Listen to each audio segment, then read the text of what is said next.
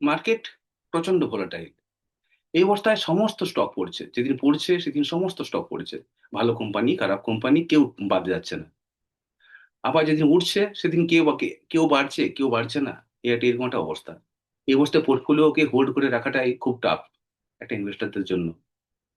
এখন এই মার্কেটে নিয়ম হলো যে আপনি ভালো কোম্পানির সঙ্গে থাকবেন এবং খারাপ কোম্পানি থেকে বেরিয়ে যাবেন এবং মানে ভালো কোম্পানিতে হয়তো আপনার লেভারেজিং বাড়ালেন বা নতুন ফ্রেশ ভালো কোম্পানিতে এন্ট্রি নিলেন। কিন্তু আপনি বুঝবেন কি করে কোনটা ভালো কোম্পানি, কোনটা খারাপ কোম্পানি? এর কি কোনো সূত্র আছে? তো চলুন আজকে এর ১ম সূত্র বা সবথেকে ইম্পোর্টেন্ট সূত্রটি নিয়ে আলোচনা করব। সেটা হলো টপ লাইন এবং বটম লাইন গ্রোথ। আমি সন্দীপ, ইনভেস্টর মেন্টালিটি থেকে আপনাদের সকলকে স্বাগত। টপ লাইন মানে হলো গিয়ে আপনার গ্রোথ, মানে সেলস গ্রোথ। মানে একটা নির্দিষ্ট পিরিয়ডে সেলস গ্রোথ বাড়ছে, সেই সঙ্গে আপনার যেটা রেভিনিউ ওটাও বাড়ছে। এটা হলো টপ লাইন। মানে যেটা আপনি সেলস করে যে টাকাটা আপনি আনছেন কোম্পানিতে আনছেন সেটা হলো টপ লাইন। এবার আসি বটম লাইন। বটম লাইন মানে কি? আপনার তো সেলস করে শুধু আনলেই হবে না। আপনার একটা মানে ম্যাটেরিয়ালস কিনতে হয় যেটা বানানোর জন্য। আপনাকে এমপ্লয়ীদের টাকা দিতে হয়। তো তাই তো? তো এইসব দেওয়ার পরে যেটা বাঁচে, যেটা হলো নেট ইনকাম বা প্রফিট, সেটা হলো বটম লাইন। আচ্ছা, একটা বাড়ির ছোট্ট উদাহরণ নিয়ে ব্যাপারটা বোঝাই। ধরুন আপনার ইনকাম মাসে ৫০,০০০ টাকা। এই অবস্থায় এটা হলো গিয়ে আপনার টপ লাইন গ্রোথ। মাসে ৫০,০০০ টাকা। আপনি সমস্ত খরচা, সমস্ত খরচ, মুদির খরচ, বাড়ির খরচ, ইলেকট্রিক বিল, গ্যাস সবকিছু মিলিয়ে পরে আপনার যা খরচ হয়, তারপরে ১০,০০০ টাকা বাঁচে। এটা হলো গিয়ে আপনার বটম লাইন গ্রোথ। তা এই টপ লাইন গ্রোথ হওয়ার অর্থ কি? যে আপনার কিন্তু ইনকাম বাড়ছে। আর বটম লাইন গ্রোথ মানে হওয়ার মানে কি?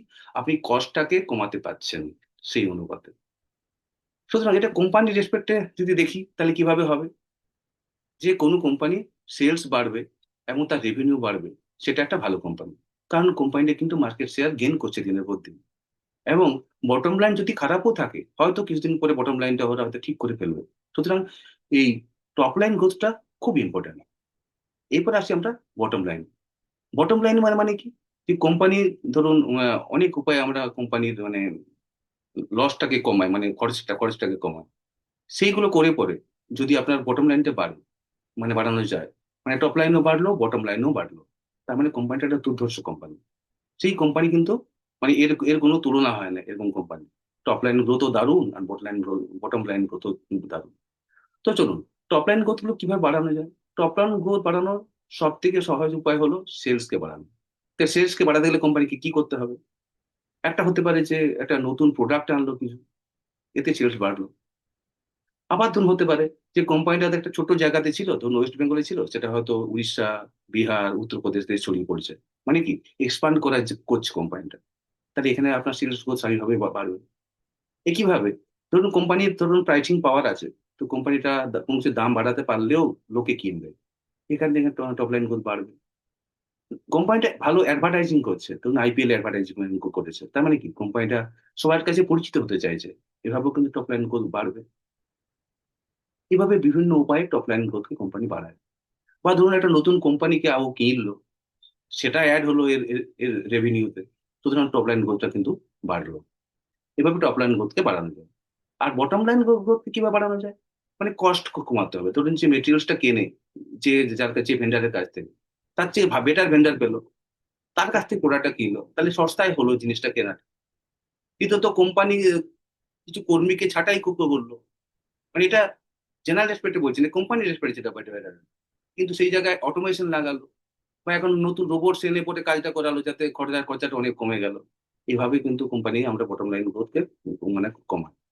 সুতরাং এই দুটো ইন্ডিকেটর হচ্ছে একটা স্টক মার্কেটে একটা ভালো কোম্পানির ইন্ডিকেটর। টপ লাইন এবং বটম লাইন এই গ্রোথ দুটো দুর্দান্ত হওয়া মানে একটা সুপার কোম্পানি। আর শুধু টপ লাইন গ্রোথ বাড়ছে, বটম লাইন সেভাবে বাড়ছে না, তার মানে কোম্পানিটা ভালো। হয়তো এই মুহূর্তে তার লোন আছে, সেই লোন গুলো হয়তো তার মেটাতে হচ্ছে, বা এই মুহূর্তে শুধু ওরা এক্সপ্যান্ড করার কথাই ভাবছে, প্রফিটের দিকে অতটা মন দেয়নি। এটা একটা ভালো কোম্পানি হতে পারে। কিন্তু টপ লাইন এবং বটম লাইন দুটো যদি কোনো কোম্পানি ভালো হয়, তার মানে একটা দুর্ধর্ষ কোম্পানি।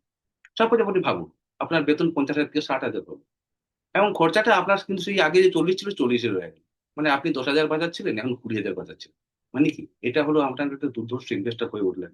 মানে টপ লাইন এবং বটম লাইন গ্রোথ দুটোই বাড়লো, সুতরাং আপনার ইনভেস্টিংটাও খুব অনেক গুণ বেড়ে গেল। সুতরাং আপনি একটা দুর্দান্ত একটা ইনভেস্টার হলেন। তাহলে এই যে গোটা ব্যাপারটাকে আমাদের কিন্তু ব্যালেন্স শিটে দেখতে হবে। কোম্পানি আমরা যে ব্যালেন্স শিট দেখি স্ক্রিনারে বা বিভিন্ন সাইটে, আপনি ব্যালেন্স শিট দেখতে পাবেন। সেখানে দেখতে পাবেন যে কোম্পানি কি রেটে তার সেলস কে বাড়াচ্ছে, মানে কি রেটে তার টপ লাইন বাড়ছে। আপনি দেখতে পাবেন কি রেটে তার প্রফিটেবিলিটি বাড়ছে, মানে তার মানে নেট ইনকাম কিভাবে বাড়ছে, কতটা বাড়ছে, কি পার্সেন্টেজ, সেগুলো আপনি কিন্তু পেয়ে যাবেন। এবং এখান থেকে আপনি পেয়ে যাবেন ভালো কোম্পানির রহস্য। এটাই কিন্তু ভালো কোম্পানির মেন রহস্য। সুতরাং এইরকম ভিডিও আমি আবার নিয়ে আসবো। আরো কিছু কি ইন্ডিকেটর নিয়ে আমরা পরবর্তী ভিডিওগুলোতে আলোচনা করব, যাতে আপনাদের পক্ষে চেনা সুবিধা হয় ভালো কোম্পানি, মানে ভালো কোম্পানিতে টিকে থাকার বা ভালো কোম্পানিতে এন্ট্রি নেওয়ার, এবং খারাপ কোম্পানি থেকে বেরিয়ে যাওয়া। না হলে এই মার্কেট কিন্তু আমাদের ছিটকে ফেলে দেবে। যেভাবে মার্কেটের ভলাটিলিটি বাড়ছে, যেভাবে পলিটিক্যাল টেনশন বাড়ছে, ইনভেস্টরদের এখানে টিকে থাকা খুব মুশকিল। যতক্ষণ আপনি বিজনেস সেন্সটা আসবে, এই বিজনেসটা বুঝবেন, ততক্ষণ পর্যন্ত এখানে টাকা ইনকাম করা খুব কঠিন হয়ে পড়বে। ধন্যবাদ।